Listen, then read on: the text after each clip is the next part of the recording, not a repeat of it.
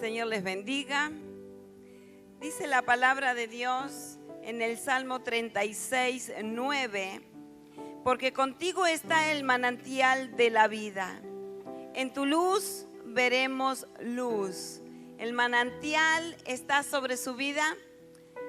Nuestro manantial es nuestro Señor Jesucristo y solamente en su luz podremos ver luz todos los días. ¿Por qué no nos ponemos de pie y presentamos nuestros corazones delante del Señor para que sea Él tomando el control y el dominio de todo nuestro ser, que Él dirija nuestros corazones? Señor, te alabamos y te exaltamos en el nombre poderoso de Jesús. Que ese manantial se manifieste cada día en cada uno de nosotros, en cada lugar donde nos encontremos. Lo pedimos en el nombre poderoso de Jesús. Que tu luz, oh Dios, ilumine de tal manera nuestras vidas, que si las tinieblas se quieren levantar, Dios mío, retrocedan por tu luz. Dios mío, en tu luz veremos luz en todas las áreas de nuestras vidas. Este culto lo ponemos en tus manos, creyendo, oh Dios, que tu mano poderosa va a estar obrando conforme a las necesidades que tu pueblo trae. Rompe cadenas, oh Dios, y quiebra toda obra del enemigo en el nombre poderoso de Jesús. Rompo cadenas, ataduras y ligaduras en tu nombre. ¿Por qué no levanta sus manos y declare que su vida es completamente libre? Que Jesucristo tiene el control y el dominio de todo su ser. Que no hay espacio para nada que no sea Jesucristo. Señor, domina y controla, y todo ese movimiento espiritual en esta hora lo sujeto, lo ato y lo echo fuera de este lugar en el nombre poderoso de Jesús. El diablo, no tenés autoridad, poder ni dominio sobre el pueblo de Dios. Levante sus manos bien en alta. Bien en alta y declare que su vida y su casa le pertenece a Cristo.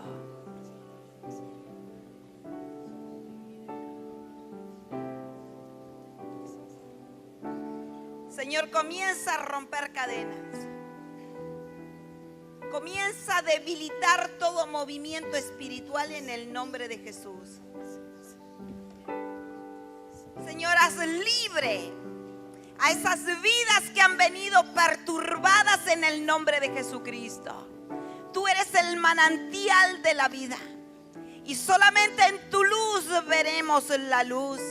Declárelo en el nombre de Jesús, que ese manantial limpia todo lo que se quiera oponer.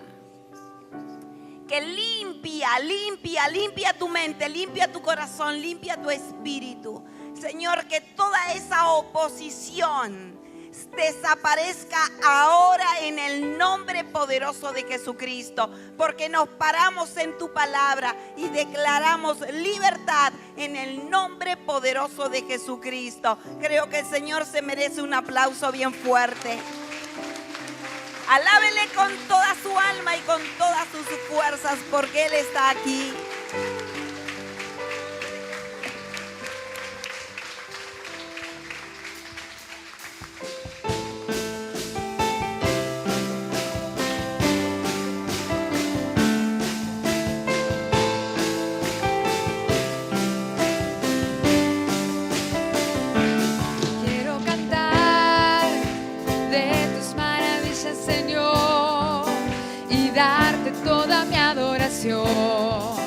De todo corazón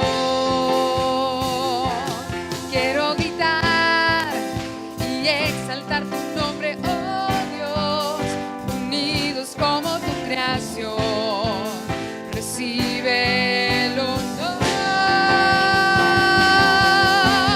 Eres rey, permaneces fiel, reinas con poder.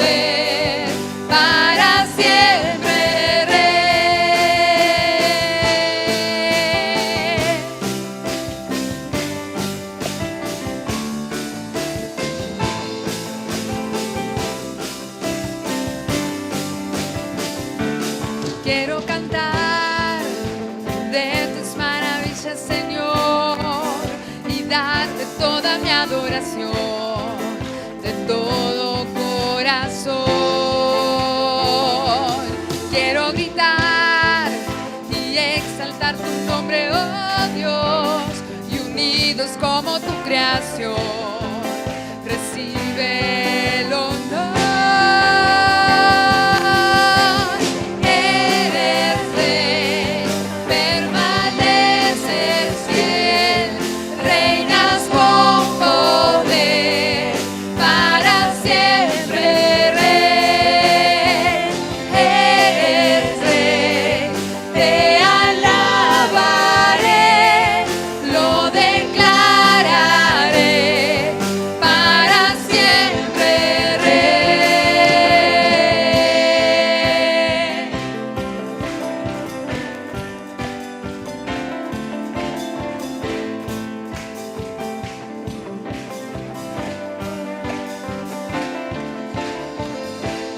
Declaramos tu grandeza sobre nuestras vidas hoy.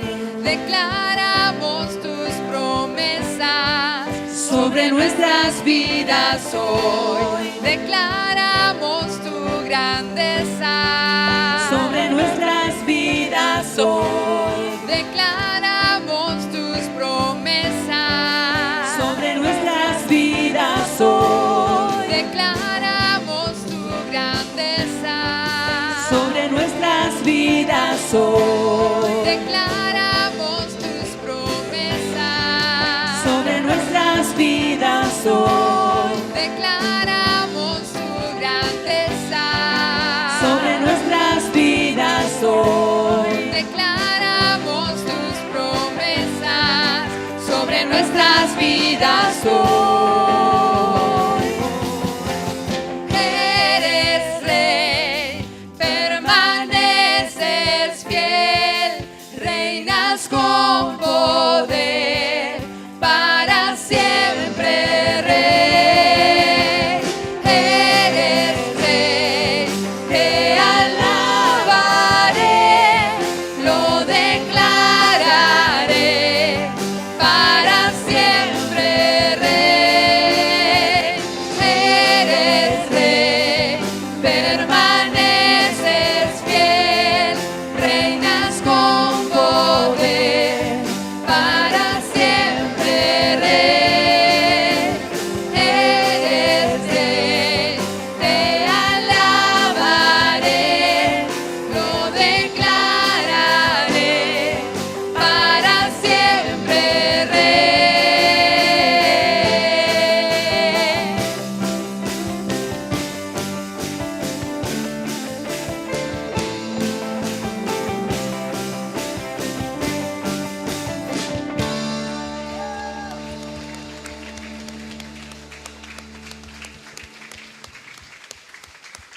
Amén. Señor, te exaltamos, te bendecimos. En tu presencia hay gozo. En tu presencia, oh Dios, hay plenitud. Y como dice el salmista, delicias a tu diestra para siempre. Es hermoso, es agradable. Somos bendecidos en tu presencia.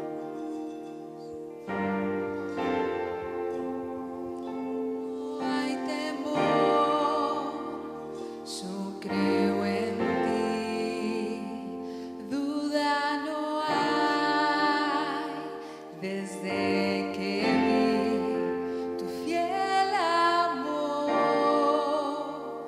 mi defensa,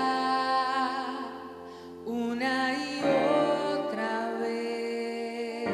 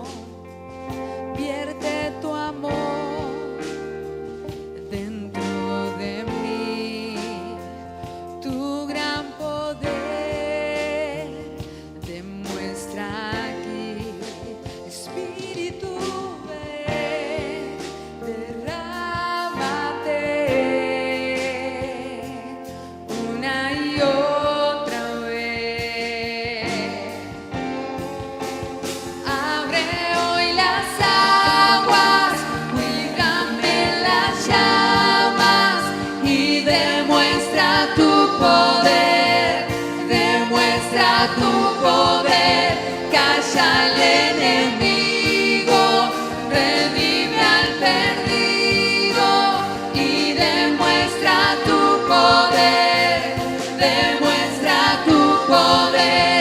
Abre hoy las aguas, cuídame en las llamas y demuestra tu poder, demuestra tu poder.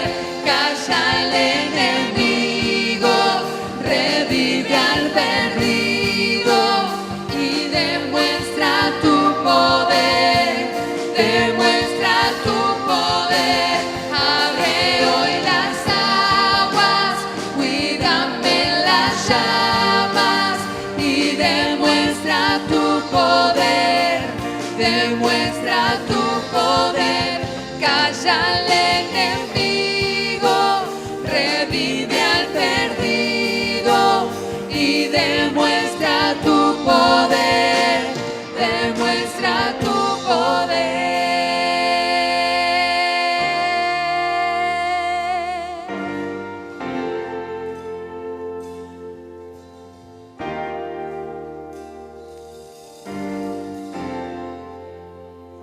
Dios de promesas, Dios de abundancia, vas mucho más allá, Señor, no fallarás, tu nombre es sin igual, nada te detendrá, todo es posible en ti.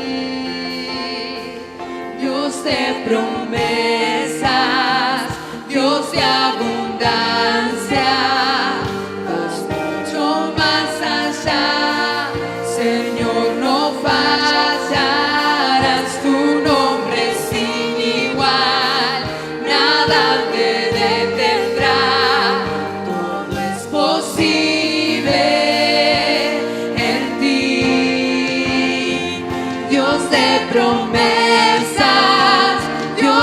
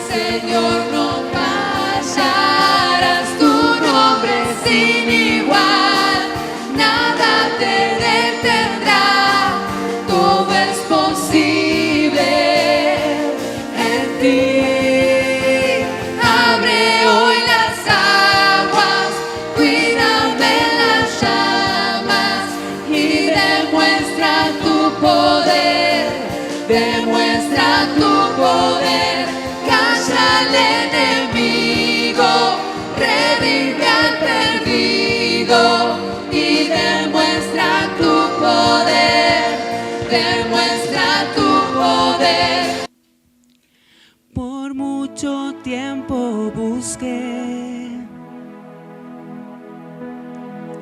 una razón de vivir, y en medio de 1000 preguntas tu amor me respondió.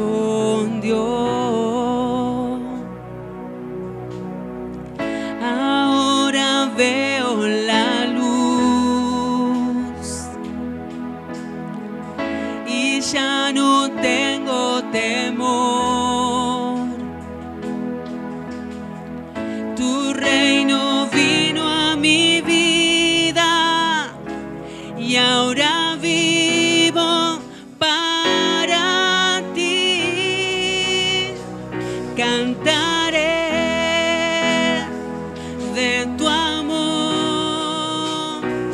rendiré mi corazón ante ti. Tú serás. Quiero compartir con ustedes lo que comencé el viernes y a sumarle un poquito más. El viernes le dije que la palabra clave para este fin de semana era discipulado. Cuando leemos las Escrituras encontramos que Jesús dice: vayan y hagan discípulos.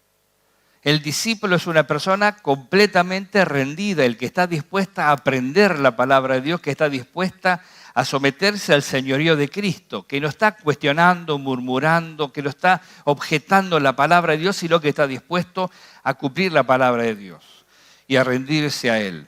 Pensaba en todo esto y pienso cómo el mundo fue evolucionando, ¿no? No podemos detenernos mucho porque habría mucho para decir, pero pensemos en la iglesia también, ¿no? Porque la iglesia fue impactada y fue transformada, fue cambiada por las circunstancias que pasan en la sociedad. El mundo fue cambiado, fue transformado. En los últimos 30 años sufrió una transformación tremenda el mundo, una supuestamente evolución tecnológica, científica de la humanidad, pero que fue cambiando también las costumbres, ¿no? de las personas.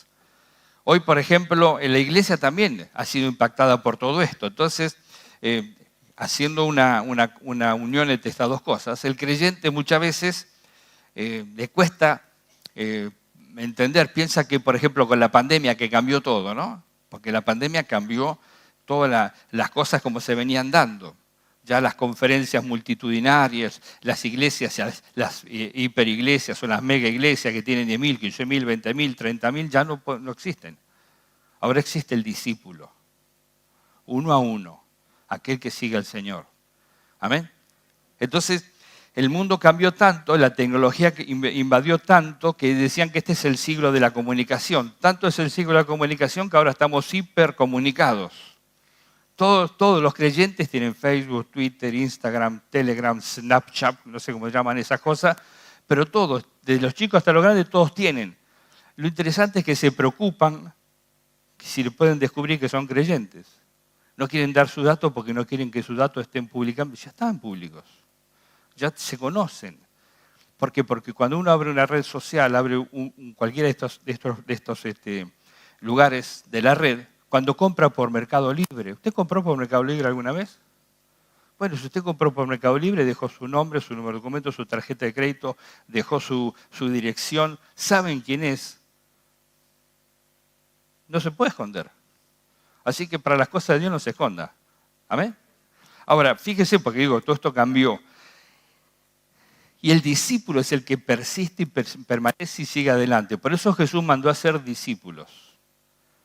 Y el discípulo es una persona que está completamente rendida a Él. Vamos a ver en Juan capítulo 16 cómo Jesús tenía muchos discípulos. Juan capítulo 6, versículo 60 en adelante. Jesús tenía muchos discípulos, no tenía solamente 12. Tenía muchos discípulos, pero de esos discípulos, no todos que al final querían obedecer a Dios y seguir al Señor. Dice en Juan, en el capítulo 4, también del mismo evangelio, que Jesús, cuando escuchó que los fariseos decían que Él hacía y bautizaba más discípulos de Juan, se fue de Judea y se volvió a Galilea. Jesús hacía y bautizaba más discípulos. No bautizaba personas que no eran discípulas. Pero aún así los discípulos también tenían objeciones. Mire, vamos, en Juan capítulo 6, le dice, al escucharlo, muchos de sus discípulos exclamaron, esta enseñanza es muy difícil, ¿quién puede aceptarla? Jesús, muy consciente de que sus discípulos murmuraban por lo que había dicho, les reprochó, ¿esto les causa tropiezo? ¿Qué tal si vieran al Hijo del Hombre subir a donde estaba antes? El espíritu da vida, la carne no vale para nada. Las palabras que les he hablado son espíritu y son vida. Sin embargo, hay algunos de ustedes que no creen. Es que Jesús conocía desde el principio quiénes eran los que no creían y quién era el que lo iba a traicionar. Así que añadió, por esto les dije que nadie puede venir a mí a menos que se lo haya concedido el Padre. Desde entonces muchos de sus discípulos le volvieron la espalda y ya no andaban con él. Así que Jesús le preguntó a los 12, ¿también ustedes quieren marcharse? Señor, contestó Simón Pedro, ¿a quién iremos? Tú tienes palabras de vida eterna. Y nosotros hemos creído y sabemos que tú eres el Santo de Dios. ¿No los he escogido yo a ustedes 12? Repuso Jesús. No obstante, uno de ustedes es un diablo. Se refería a Judas, hijo de Simón Iscariote, uno de los 12 que iba a traicionarlo. Así que entre los seguidores de Jesús había personas que no aceptaban sus enseñanzas y progresivamente fueron abandonando, fueron apartándose de él, lo cuestionaban, murmuraban contra él, tenían objeciones. Y yo lo que quiero compartir con ustedes esta mañana, que la palabra clave es discipulado para mantenerse no solamente en todas las cosas que fueron pasando, sino para mantenernos firmes en adelante. No podemos esconder que somos creyentes, no podemos ocultar que somos creyentes, a menos de que usted nunca haya tenido una tarjeta de crédito, nunca haya tenido una cuenta de email, nunca haya tenido una red social, nunca haya tenido nada, entonces usted para el Estado no existe. Pero si usted tiene todas esas cosas, no se puede ocultar. El creyente va a tener que enfrentar el hecho de ser creyente. Y el que se mantiene firme y que sigue adelante es el discípulo, el que está completamente rendido a él. Por eso Jesús claramente les habla a ellos, les dice claramente cuáles son las claves para ser un discípulo. ¿Usted quiere ser un discípulo? Porque los discípulos son los que se van con él. Los simpatizantes, los que se sienten en agrado porque, bueno, voy a la iglesia, me siento bien, me gustan los coros que cantan en la iglesia. Me voy a mi casa y duermo tranquilo. Antes no dormía tranquilo, ahora duermo tranquilo. Tengo paz, pero continúa con una vida que no tiene una relación rendida completamente a Dios. Entonces esa persona se va a quedar, porque en el reino de los cielos entran aquellos que realmente le rinden su corazón a Él. Entonces quiero mostrarles primeramente algunas claves de lo que es ser un discípulo, para ser un discípulo. Primero no tiene que hallar tropiezo en Él. Dice Jesús muy consciente de que sus discípulos murmuraban por lo que había dicho, les reprochó. ¿Esto les causa tropiezo? El creyente, el discípulo de Jesucristo no tiene tropiezo a la palabra de Dios. No tiene tropiezo en las enseñanzas de Jesús. Acepta las enseñanzas de Jesús. No importa si lo confrontan, la acepta y se rinde y reconoce la soberanía. Está dispuesto a aceptar esa palabra. No está murmurando en contra de él. Estos eran discípulos, dice que murmuraban en contra de Jesús. Imagínense, 2000 años después, en esta época, 2020 años después, hay personas que murmuran contra la palabra de Dios. No nos podemos extrañar. Murmuraban de Jesús estando Jesús ahí. Imagínense, murmuraban contra Moisés teniendo a Moisés ahí. Murmuraban contra Aarón estando ellos ahí. De tal manera que Dios tuvo que intervenir porque querían matarlos a Moisés y Aarón.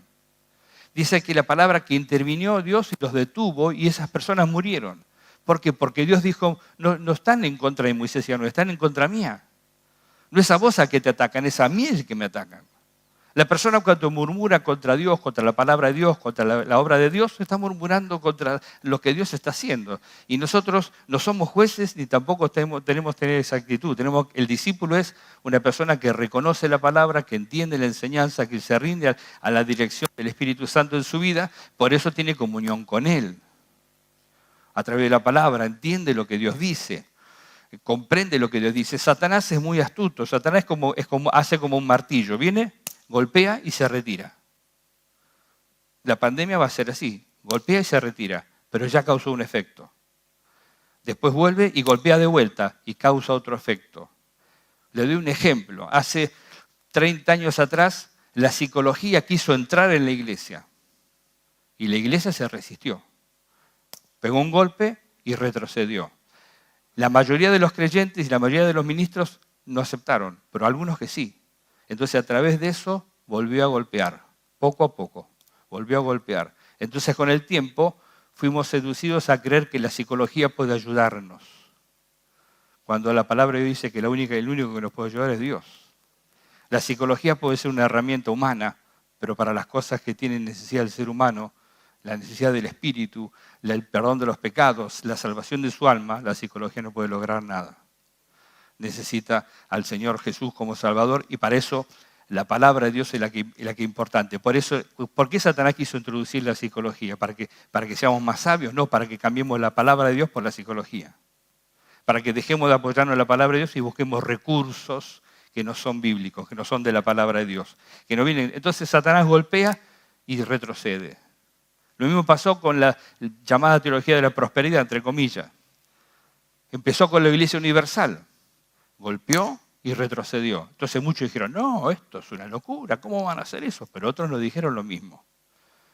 Tomaron lo que hacía la Iglesia Universal y con el proceso del tiempo, entonces empezó una teología, una enseñanza que tenía que ver con lo que hacía la Iglesia Universal. Primero se escandalizaron de ellos, después terminaron haciendo lo mismo.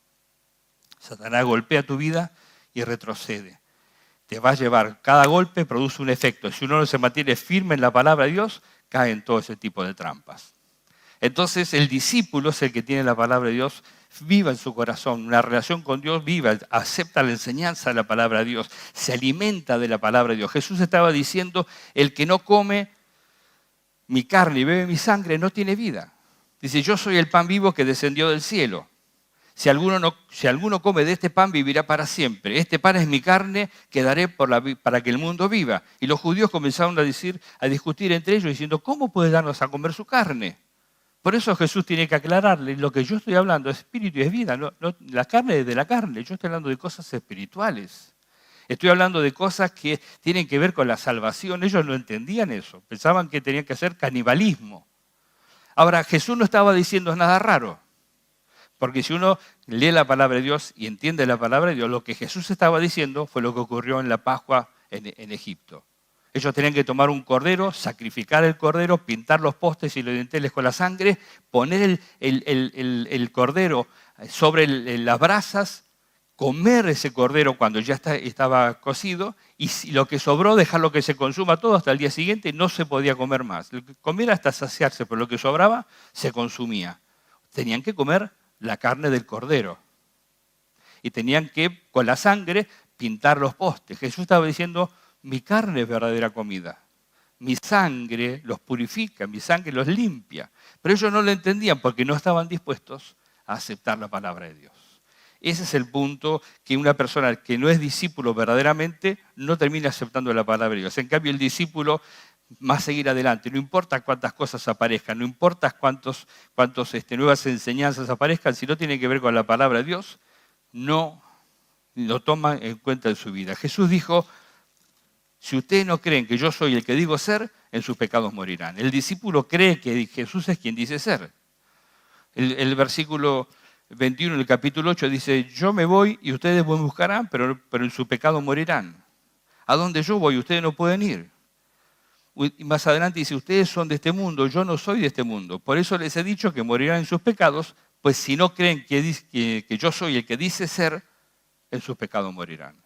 El discípulo cree que Jesús es quien dice ser, cree que es el Salvador, el Redentor, el Dios Todopoderoso manifestado en carne para que le podamos conocer, Dios acercándose a nosotros, cree su palabra, no encuentra tropiezo en su palabra. Cuando Juan el Bautista mandó a sus discípulos y a preguntarle a Jesús, diciéndole, ¿eres tú el que había de venir o tenemos que esperar a otro? Jesús comenzó a hacer milagros. No les respondió palabras. Comenzó a hacer milagros. No le mostró, sí, fíjate la profecía. No, empezó a hacer milagros. Los ciegos, sanó a los ciegos, los cojos, libertó a los endemoniados y después le dijo, vayan y díganle a Juan que los ciegos ven, los cojos andan y las personas son libres y se ha anunciado el evangelio a los pobres. Bienaventurado el que no haya tropiezo en mí, le terminó diciendo. Bienaventurado el que no haya tropiezo en mí. Así que el creyente, el discípulo de Jesucristo, no encuentra tropiezo en él. El discípulo de Jesucristo cree que él dice quién es. Entonces no tiene objeciones con la palabra. El que tiene objeciones con la palabra es que no cree lo que dice, quien dice ser. Cuando Jesús le dijo a Pedro, Pedro, llévame con tu barca más allá de la orilla que leímos, Pedro ya lo reconocía como maestro, lo estaba escuchando. Estaba viendo y estaba en su corazón creyendo. Y cuando regresaron, vimos el milagro de la multiplicación de provisión sobre Pedro y sus amigos, porque ellos creyeron. Entonces, nosotros tenemos que creer, confiar en Él, estar dispuestos. ¿Somos discípulos? Si somos discípulos, tenemos que seguirle a hacer lo que Él dice. Si usted quiere ser discípulo, mire, yo lo quiero saber. Yo lo quiero saber.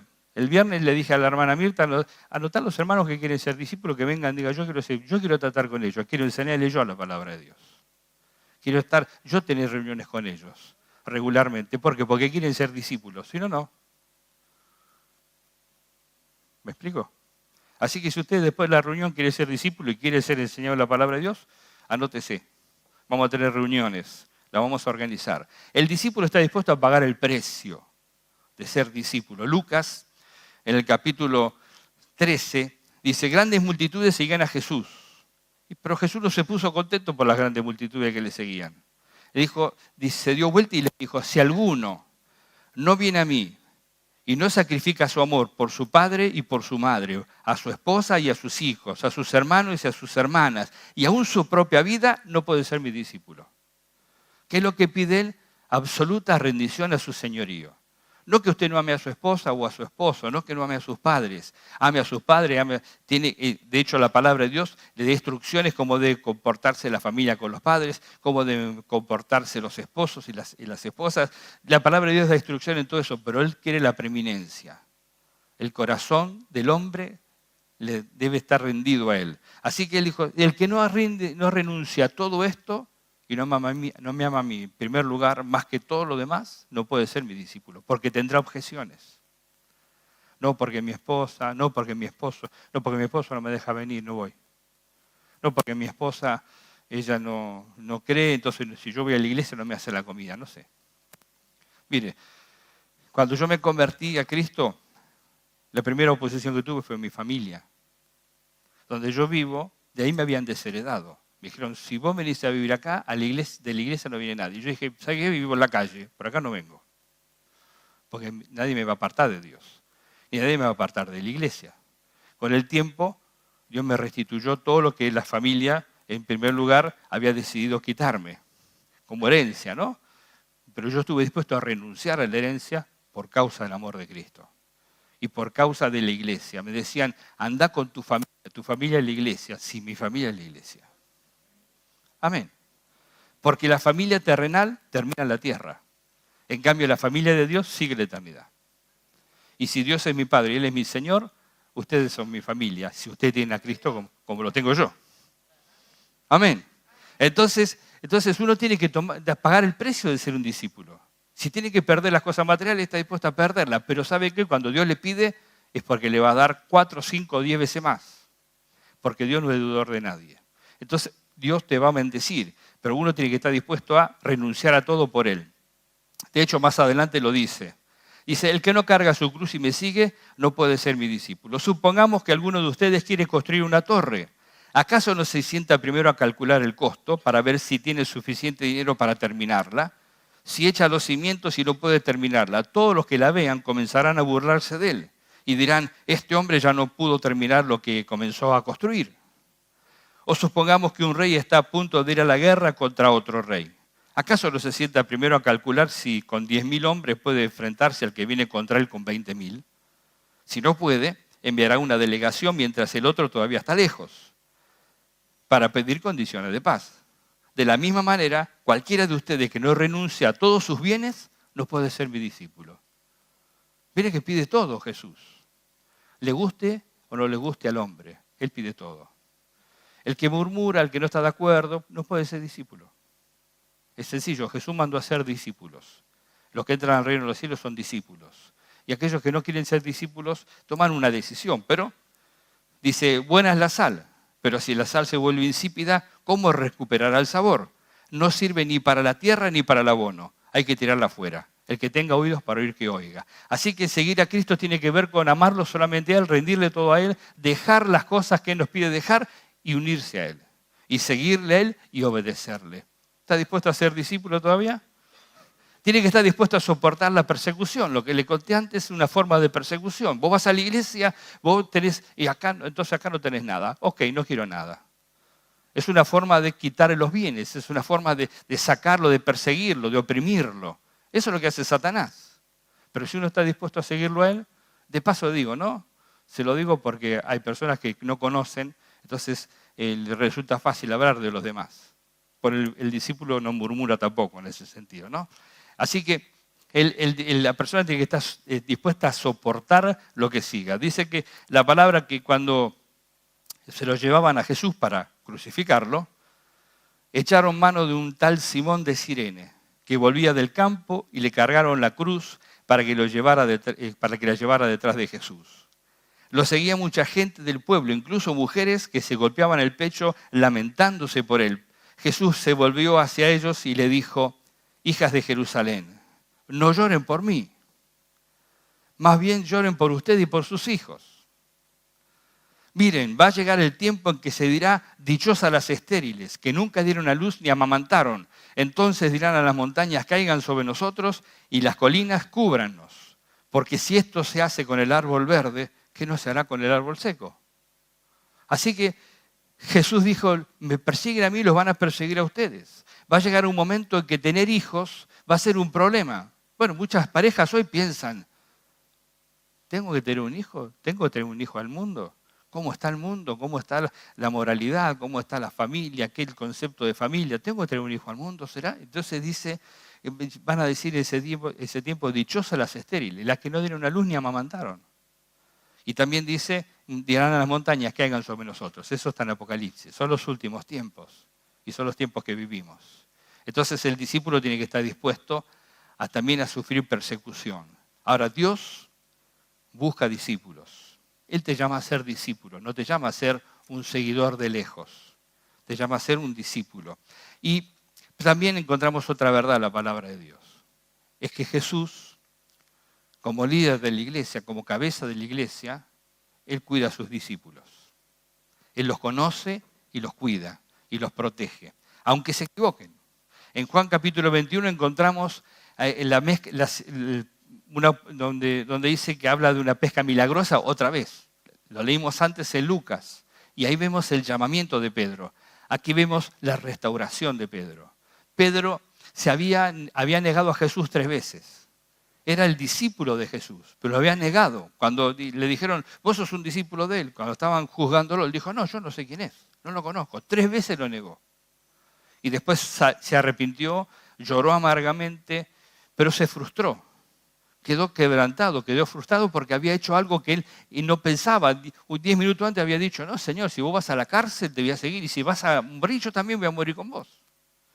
Y Jesús le dijo: Pedro, no sabés lo que estás diciendo, dentro de un rato me vas a negar. Y de hecho lo negó. Así que Pedro estaba frustrado, quebrantado, había llorado amargamente, se había arrepentido de lo que hizo, y Jesús no lo abandonó. Porque Dios es un Dios de oportunidades. Si usted quiere ser un discípulo, quizás falló, quizás usted se ve débil, dice: yo no sé si voy a poder, Él no le va a abandonar. Porque Él sabe que nosotros somos débiles. Sabe que nosotros necesitamos la ayuda del Espíritu Santo. Entonces, ahora sí, mire, déjeme decirle también esto. Si Pedro lo hubiera seguido negando, Jesús lo restaura, Él lo niega, Jesús lo restaura, Él lo niega, bueno, llega un momento que ya no hay más nada que hacer, ¿no? O sea, Jesús restaura a aquel que se arrepiente, y el que se arrepiente es el que cambia de rumbo en su vida y vuelve otra vez a retomar la vida como debía ser. Así que ellos este pasaje habla de eso. Dice: después de esto Jesús se apareció de nuevo a sus discípulos en el lago de Tiberíades. El lago de Tiberíades y el de Genesaret es lo mismo, es el mar de Galilea. Así que Jesús llamó a Pedro en el mar de Galilea y Jesús restaura a Pedro en el mar de Galilea. Hay 3 cosas importantes que vamos a ver. Entonces sucedió de esta manera. Estaban juntos Simón Pedro, Tomás, Natanael, el de Caná de Galilea, y los hijos de Zebedeo, que eran Juan y Jacobo. Y Pedro dijo: me voy a pescar. Y ellos dijeron: vamos contigo. Y no pescaron nada. Dice, lo primero que vemos entonces es que vimos que Pedro había negado a Jesús 3 veces. cuando se frustró, se sintió mal, volvió a pescar. Dijo, bueno, ya no hay más nada que hacer. Negué al Señor, estoy perdido, no puedo ser un discípulo. Entonces él se fue a pescar. Allá se le había aparecido Jesús a ellos, pero Pedro se sentía así. Jesús recreó el llamado de Pedro, en el mismo lugar, con las mismas cosas. Mire el amor de Dios y la misericordia de Jesús, porque ellos salieron a pescar y no pescaron nada. Y Jesús desde la orilla le dijo, muchachos, ¿tienen algo para comer? Y ellos dijeron, no pescamos nada. No se dieron cuenta que era Jesús. Jesús tenía un cuerpo glorificado. Aunque se había aparecido antes, no lo reconocieron. Y Jesús les dijo, bueno, si no pescaron nada, mire, echen las redes y van a pescar. Así que ellos echaron las redes, como Jesús dijo. Jesús dijo, tienen la red a la derecha. Ellos hicieron como Jesús dijo y se llenó la red de peces. Y Juan le dijo, es el Señor, le dijo a Pedro. Y Pedro, que estaba semidesnudo, porque así era Pedro, se vistió y se tiró al agua. Y se fue nadando hasta la orilla, porque escuchó que era Jesús. Porque él amaba a Jesús. No es que él no amaba a Jesús. Él era débil, tenía que confrontarse con su debilidad. Pero él se sometió al señorío de Cristo, reconoció que necesitaba de él y Jesús lo restauró. Así, pero ¿cómo lo restauró? Recreando la situación de su conversión en el mismo lugar donde se había convertido unos años antes. Jesús allí lo restauró, allí él le recordó el llamamiento y también lo confrontó, pero también lo restauró. Porque 3 veces él lo negó y Jesús le preguntó 3 veces. 2 veces le dijo, Pedro, ¿me amas? Y Pedro le decía, sí, Señor, te quiero. Pedro, ¿me amas? Sí, Señor, te quiero. Pedro, ¿me quieres? Sí, Señor, tú lo sabes todo, sabes que te quiero. Nunca respondió a me amas, siempre dijo te quiero. Reconoció su necesidad, su limitación y el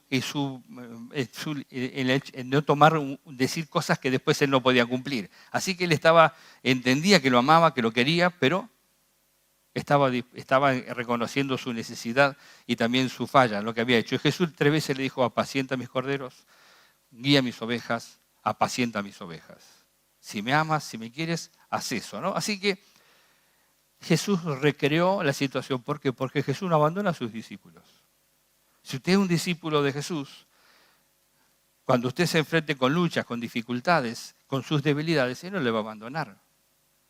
Si usted quiere seguirle a Él, ¿no? Si usted se quiere burlar de Dios, no, es otra cosa. Pero si usted quiere seguir a Él y dice, Señor, ayúdame, te necesito, y se rinde a Él y 100% le rinde su vida a Él, Él nunca le va a abandonar. Porque nosotros fallamos, pero Él no falla. Dice, ustedes son infieles, pero yo siempre soy fiel. Ustedes me van a negar, pero yo sé quién soy, ¿no? Yo nunca los voy a abandonar. Así que encontramos estas cosas, ¿no? Que el discípulo tiene que estar dispuesto a entregar todo. Tiene que estar dispuesto a aceptar las luchas y las persecuciones que vengan por delante por ser discípulo, pero también tiene la seguridad de que Él no le va a abandonar, que Él le va a seguir. Además, Jesús le dijo algo que también nos vendría bien a nosotros saber. Cuando estaba caminando, porque Jesús se fue caminando con Pedro, mientras hablaba con él, le dijo cómo iba a morir. Pedro se dio vuelta y vio que venía Juan atrás. ¿Y este qué? Le dijo Pedro a Jesús. Y Jesús le dijo, ¿y a vos qué te importa? Vos seguime. Si yo quiero que él quede vivo hasta que yo venga, ¿a vos qué te importa? Nosotros estamos siempre ocupados en ver lo que hacen los demás y nos olvidamos de nosotros. En lugar de ocuparnos de nuestra vida, nos ocupamos de lo que hacen los demás. Bueno, Jesús le dijo, ocupate de tu vida porque estas son las cosas que te van a pasar. Él es otra persona. Yo me voy a ocupar de él, vos ocupate de lo tuyo. Así que eso también es para nosotros. El discípulo se enfoca en lo que Dios quiere para él y hace la voluntad de Dios. ¿Quiere ser discípulo todavía? Porque Jesús busca discípulos. Le invito a ponerse de pie.